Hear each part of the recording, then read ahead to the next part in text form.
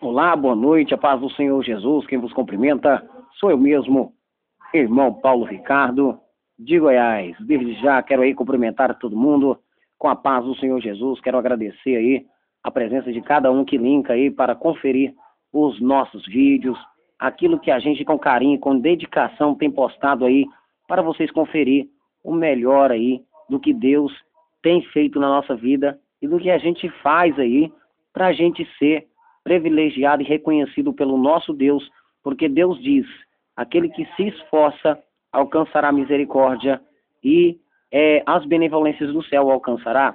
Estou aqui para deixar aí para vocês um ensinamento sobre uma lição, a lição de quem é a pessoa de Jesus Cristo. A pessoa de Jesus, o Deus vivo, ao qual morreu no madeiro. Vamos então entender aqui e compreender um pouco do que a Bíblia nos diz, a divindade de Jesus. Irmãos, internautas e agora que estão conectados escutando essa gravação, concordem comigo que a nossa salvação depende de crermos em Jesus Cristo do modo que as Escrituras o anunciam. Jesus disse, quem crê em mim, como diz as Escrituras, rios de águas vivas correrão do seu ventre.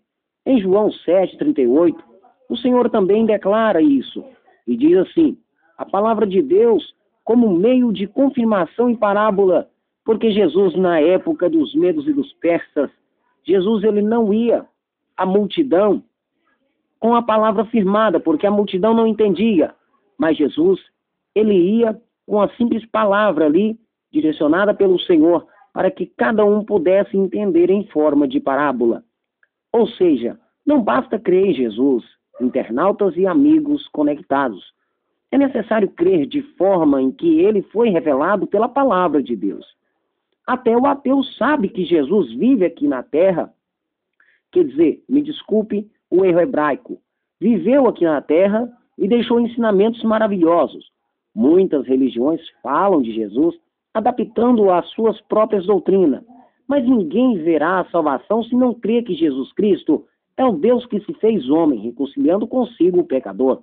Isto é, Deus estava em Cristo, reconciliando consigo o mundo, não imputando os seus pecados, e pôs em nós a palavra de reconciliação, ao qual está em 2 Coríntios capítulo 5, versículo de número 19. O próprio Senhor Jesus afirmou o ensinamento aos judeus, que contestavam a sua divindade. Por isso vos disse que morrereis em vossos pecados, judeus. Porque, se não crerdes que eu sou, morrereis em vossos pecados. Em João 8, 24, o Senhor ele continua a nos dizer e a nos declarar.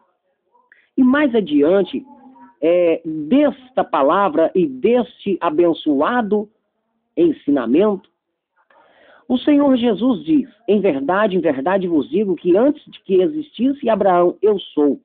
Em João 8, 58, o seu versículo diz que há uma pessoa só digna de dizer, eu sou, senão filho de Deus. Que outra pessoa em toda a Bíblia, irmãos, em todo ensinamento sagrado, autodenomina-se de eu sou, senão o próprio Deus Jeová. E disse Deus a Moisés, eu sou o que sou. Disse mais a Moisés, assim dirás aos filhos de Israel, o eu sou me enviou a vós. Em Êxodo 3, versículo 14 está esta afirmação. O primeiro capítulo de Gênesis nos mostra que tudo o que existe foi criado através da palavra de Deus. E Jesus é a palavra de Deus, o verbo que se fez carne e habitou entre nós. E estava vestido de uma veste salpicada de sangue. E no nome pelo qual é chamado é a palavra de Deus. Em Apocalipse 19, 13, diz assim, no princípio era o verbo, e o verbo estava com Deus, e o verbo era Deus. Ele estava no princípio com Deus. Todas as coisas foram feitas por ele, e sem ele nada do que foi feito se fez. Em João 1, capítulo 1, do versículo 1 ao 3, Jesus continua dizendo, Jesus Cristo, meus amados, é Deus, que se fez homem durante o período em que viveu na terra. É claro que durante este período, Ele falava com o nosso Deus, mas também falava com homens. Muitos não conseguem compreender este mistério e se apegam aos versículos em que Jesus falava como homem, para contestar a sua divindade. Em Colossenses 1, versículo 15 e 17, está escrito a respeito de Jesus, o qual é a imagem de Deus, o Deus invisível, o primogênito de toda a criação, porque nele foram criadas todas as coisas que há nos céus e na terra, visíveis e invisíveis. Seja trono, seja dominações, seja principado, seja potestade, tudo foi criado por ele e para ele. E ele, antes de todas estas coisas, subsiste-se por ele. Todas as coisas foram criadas por ele. E se foram criadas por ele, significa que ele é o Criador, pois a palavra de Deus, que é Jesus, criou todas as coisas. Deus falou e tudo se fez. E antes de todas as coisas, e todas as coisas subsiste-se por Deus. E se ele é antes de tudo, significa que ele é eterno. Se todas as coisas subsistem por Deus, significa que além de Criador, ele continua a sustentar todas as coisas que existem no nosso século presente. Continuando, no versículo seguinte, em Colossenses 1,18, fica claro que o significado do primogênito não é como o primeiro a ser criado. Não como o primeiro a ser criado, pois ele não foi criado. Ele é eterno, mas ele é o primogênito entre os mortos. Ele é a cabeça do corpo da igreja, o princípio e o primogênito dentre os mortos, para que em tudo tenha a preeminência. É interessante notar, meus internautas queridos, que em João 14, versículo 6, Jesus não diz: ninguém vai ao Pai senão por mim. Pastor Paulo, o que você está dizendo? Isto é uma afirmação que pode lhe trazer complicações. Pois calma, vamos lá, meus amigos, vamos lá, meus internautas. Vou lhes dizer e vou lhes declarar. Porque Jesus, ele diz em João 14, ao qual essa afirmação não está assim: ninguém vai ao Pai senão por mim. Mas ele diz, outra frase, ao qual vem a verdadeira interpretação desta frase, que é: ninguém vem ao Pai. Por que ninguém vai ao Pai? Porque se alguém vai, significa que Jesus é terreno. Então, por isso ele diz: ninguém vem ao Pai senão por mim. Ou seja, o salvo, ao ir até ao Pai, está também indo a Jesus. Então, Jesus não é terreno, ele é celestial. E o próprio Senhor Jesus, que afirma em João, capítulo 10, versículo 30, eu e o Pai somos um. Além disso, Jesus Cristo reúne-se em si mesmo todos os atributos de Deus. Ele é criador, está escrito em João 1, 3.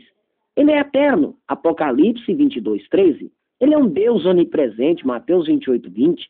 Onipotente, Mateus 28, 18. E Apocalipse 1, 8, onisciente. Em João capítulo 16, versículo de número 30, ele é santo. Em Lucas 1, versículo 35, e Atos, capítulo de número 3, versículo 14, ele é Deus perfeito. Em Hebreus 7, 28, justo e justificador. Em Atos 3, 14 e Romanos 3, 24, ele é Deus salvador.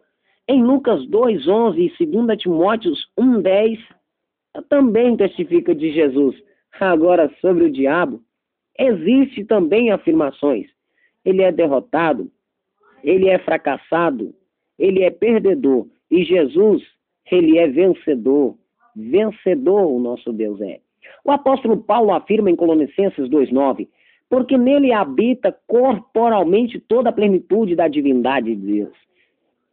E em 2 Tessalonicenses é muito importante lembrar, no capítulo 2, versículos de número 16 até o 17, e o próprio nosso Senhor Jesus Cristo, nosso Deus e Pai, que nos amou e em graça nos deu uma eterna consolação e boa esperança. Console os vossos corações, disse Deus, e vos conforme em toda boa palavra e obra. O apóstolo Tomé, antes incrédulo, ao ver Jesus ressuscitado, exclama: Senhor meu e Deus meu. Em João 20:28, e no livro do profeta Isaías está escrito: por um menino nos nasceu, um filho se nos deu, e o principado está sobre os seus ombros. E o seu nome será maravilhoso, conselheiro, Deus forte, Pai da eternidade, príncipe da paz. Em Isaías 9:6. Em 1 João 5:20 está escrito: e sabemos que já o Filho de Deus é vindo, e nos deu entendimento para conhecermos o que é verdadeiro, e no que é verdadeiro estamos, isto é, em seu Filho Jesus Cristo. Esse é o verdadeiro Deus e a vida eterna. Então vejamos aí outro ponto que nos aproxima de Jesus. Agora, a pessoa de Jesus e a sua divindade. Continuando este ensinamento na lição 2. Até lá.